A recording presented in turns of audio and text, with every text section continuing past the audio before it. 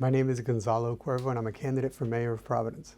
My parents came from Colombia. They arrived in Rhode Island in 1967. I would say my parents are my best role model. They came here when they were young and they didn't have a lot of education and they worked in factories their whole life, but they always made time for giving back to the community and for philanthropy and helping other people. I think I'm creative and curious, and I like to be involved in a lot of things and help people. You know, our city faces two separate realities. There's one reality if you live here and you're doing well and you can afford to pay the expensive rent and you can afford to enjoy everything that's great about the city. And there's another reality for people that are kind of in survival mode and they're getting priced out of their apartments and their homes and they're trying to make ends meet. We need to close that gap between those two realities in order to improve people's quality of life. Providence is home. Providence is a place where I have spent most of my life working on behalf of community organizations, small business owners, neighborhood groups, youth. I have a background in communications, but what I really have a lot of experience is in building coalitions and bringing people together who have not only diverse backgrounds, but also differences of opinions, people who have different ideologies, different politics. Don't let the highs get you too high. Don't let the lows get you too low. I think it's important. I think for too long, we have bought into this notion that we live in a completely fair and equitable society. And that's not true. There are some people who have definitive advantages, even if it's not apparent at the moment, but they don't have to deal with issues that many black and brown people, particularly black people, have to deal with on a daily basis. Systemic racism, lack of opportunity. The long-term success comes by investing in our youth and our communities to make sure that we're getting rid of that pathway to crime that leads so many young people, people who feel hopelessness, people who can't find a job, people who want an opportunity to get ahead, and sometimes turn to crime, not because they want to be criminals or they want to be a gangster, but because it's an opportunity for them to make a few dollars and to survive sometimes. We need to change that reality for our youth and for our communities. This is not new, this has been forever, is the importance of being seen. You know, people who make decisions are old, like we're old. And it's important to elevate young voices so that they're seen and heard and they're participating in the process at every level. Bike life is a movement, and that movement is about young people wanting to be seen, ultimately. And so the thing is should people be on motorcycles breaking the law? No. Put it endangering other people? No. But should we understand that young people will always find a way to try to raise their profile and to be seen? Yes. And what we should be doing is addressing the underlying issues and saying, you know, how are we listening to, what are we doing to actively listen and to include our young people and young voices in the process? And instead of just condemning them for doing things, like Jeremy Costa puts together a group of young kids that do ride-outs on bicycles. And he's trying to organize them around that. Already for several times during their ride-outs, you know, we've supported them with food, with drinks and stuff. And I'm actually working with AAA to get them cool helmets so that they might use.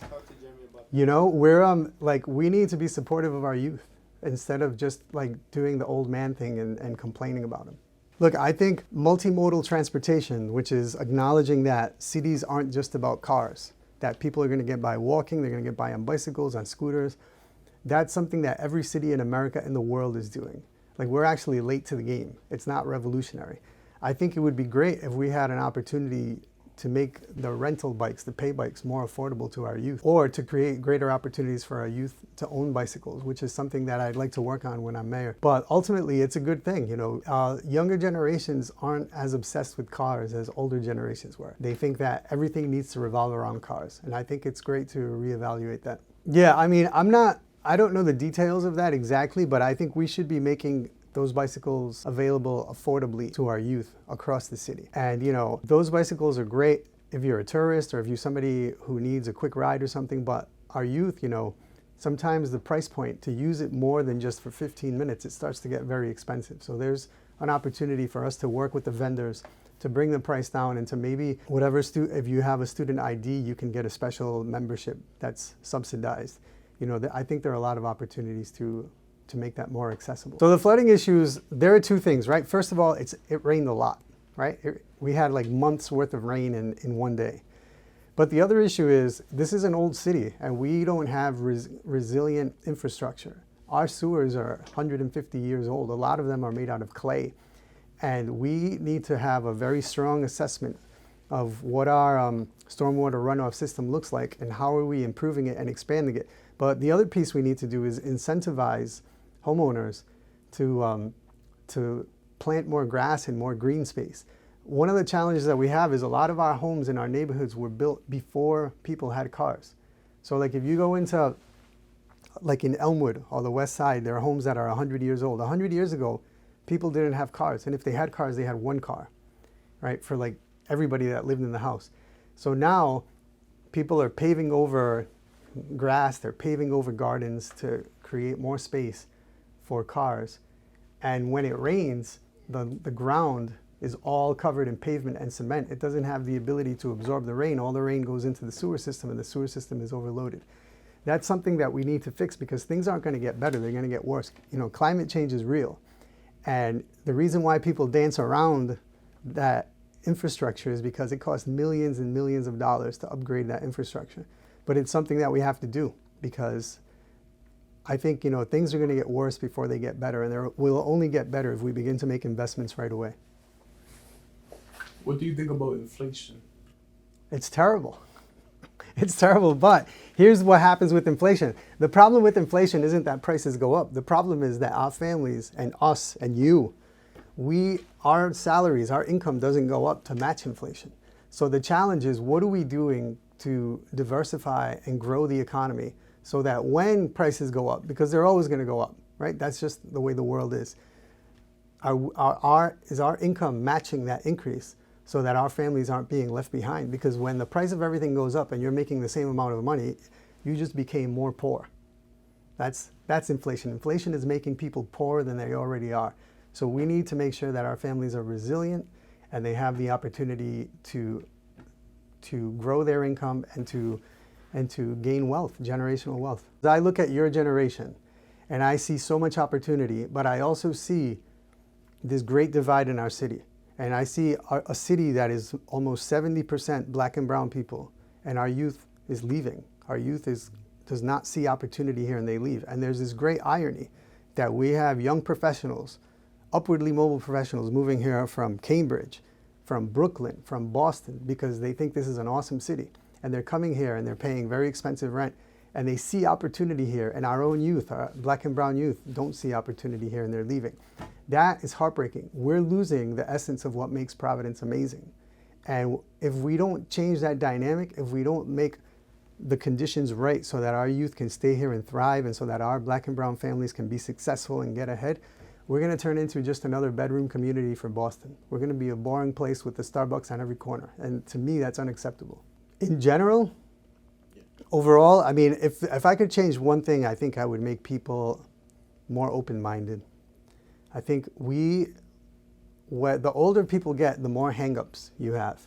Because when you go through life, you get beat down, you have failures, you have a number of experiences, and your world begins to get smaller and smaller and smaller.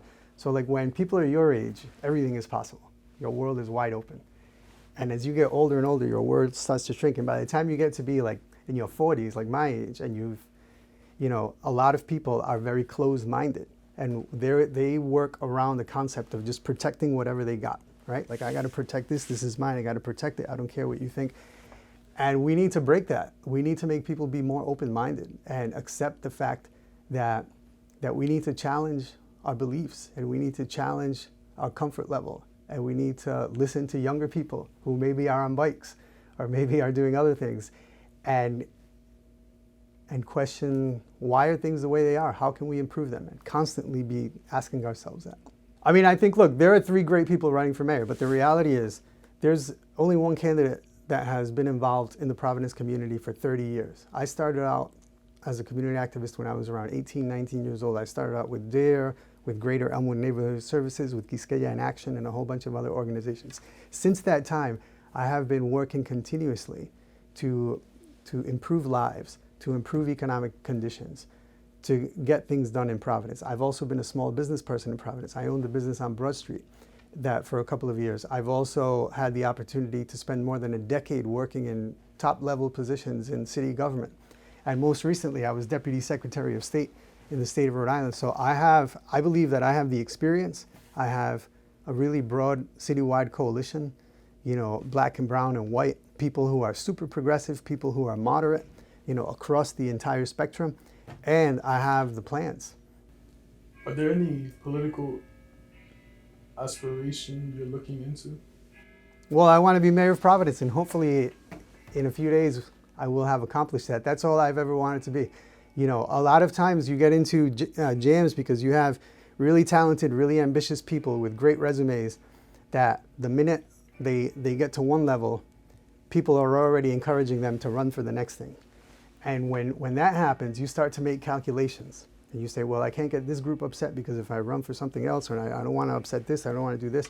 And that really ties your hands up. I want to be the best mayor this city has ever seen. And I want to leave this city better for your generation. I'm an old man. You guys have to think about running for president. You guys. I got too many hang-ups. We talked about hang-ups earlier. I got 3 suitcases full of hang-ups. I can't run for president. I want to be mayor of Providence. What is your opinion with the gun shootings and all that? There are 2 different things, right? There's violence, right? And the reality is that by the time kids your age decide to carry around guns and engage in that level of violence, we lost those kids. So what we need to be doing is figuring out how are we intervening in those children's lives when they're 8, 10, 12, 13, and not trying to lock them up as the only solution when they're 17 and 18. So our schools need a reset, a really bad reset. We have charter schools like this one that are doing great work. We have other charter schools that are not so great, and we have public schools that are definitely not so great. We need to make a comprehensive investment and commitment to our public education, because not every kid is going to have the opportunity to come to a great charter school like this one. Most of our kids are going to end up in a public school. So we need to make the investment, and we need to have accountability and predictability over time in our public education system. And we also need to be supportive of after-school programming. One thing that I really want to do is the current administration, the current mayor created a summer jobs program. He expanded it, right? Years ago, they used to hire like 300 kids. Now they hire 900 kids. We need to expand that summer jobs program year-round so that if you need to work because your family has a lot of economic challenges and you need to have some money in your pocket so you feel dignity, right? So you have $20, $50, you can save up and buy a pair of kicks for $200. We need to give kids that opportunity, because if we don't do that, then we can't be upset that they're turned into the streets and becoming hustlers. Like, we need to give kids the opportunity. I mean, I plan on winning, but if I don't win, because this is obviously a lottery, right? Anybody could win. I will continue to serve. Look, I'm on a number of boards of Providence organizations. I've helped out a lot of people. I've helped people run for office. I've helped people start businesses. I will continue that legacy of service that my parents instilled in me when I was a kid. And what do you think about the teacher shortage in the city of Providence? Last year, there was a teacher shortage. And there is one this year, too. It's crazy in Providence. So I signed up to be a per diem substitute. Last year, they weren't paying as good as this year. This year, they're paying like $200 and change. Back then, they were paying $100 a day. And I was like, I'm going to do it because politicians talk about schools and they talk about education. And none of us have been in a high school since we were 18.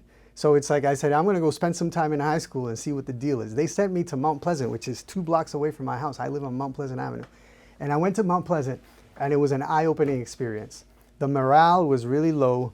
They were still in the hybrid model. They were doing a couple of days remote and a couple of days in person. The teacher morale was down on the ground. A lot of the teachers, I did a classroom that was a long-term substitute coverage, and there was no lesson plans. The kids were just hanging out.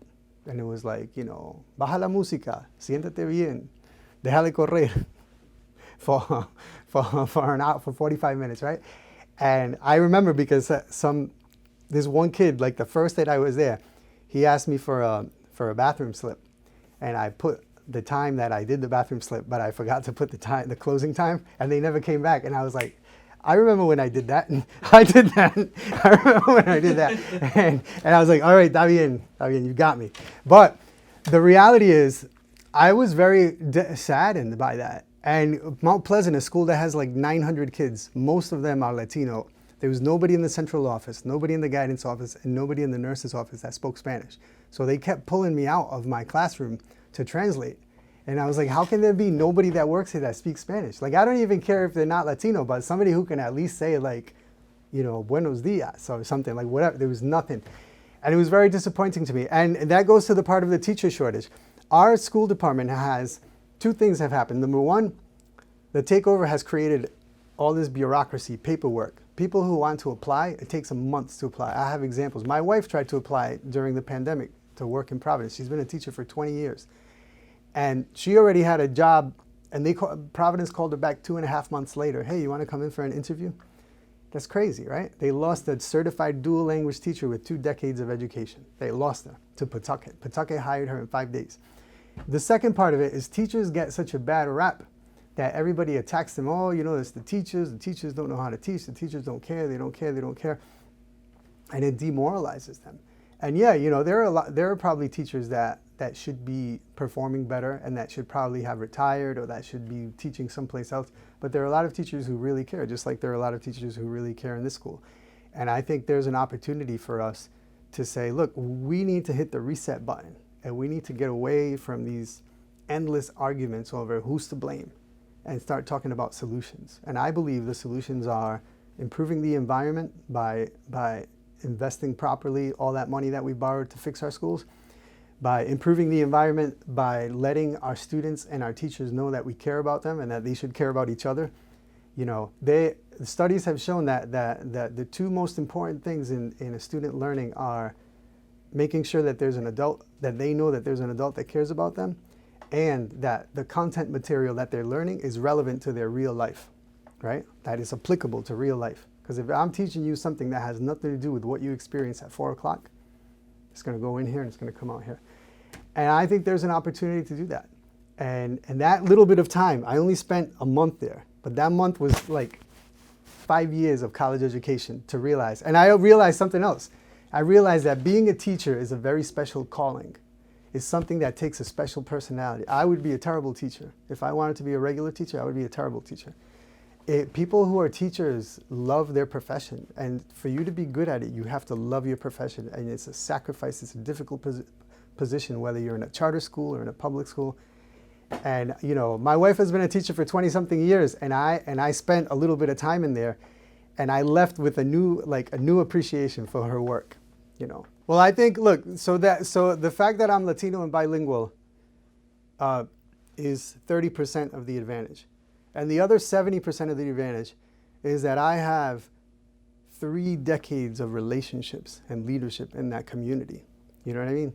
That's the thing. Like I go to places and people, so you helped me 5 years ago do this. You helped me 3 years ago do this. I remember 10 years ago we worked on this campaign together. I remember 15 years ago we were part of Quisqueya in Action. Like there's a legacy, you know. We have candidates who are great candidates and they have no connections to those communities. And they have to go with a guide.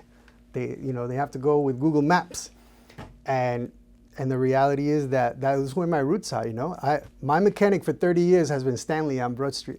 I get my hair cut in the hood. I get my dry cleaning in the hood. I do everything in that neighborhood. I've owned a house there for 22 years where my extended family lives.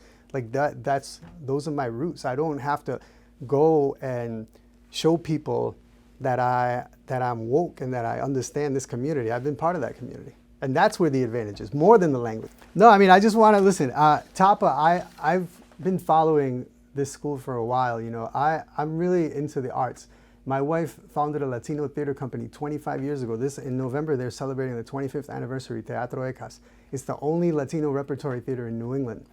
And I have been a musician. When I was in high school, I played the trumpet and the drums. And then I played the drums for a little while later. But I love music, I love theater, and I think what you guys are doing in this school is remarkable. When you get your boat, where are you going? What do you mean? When you said you want to sail.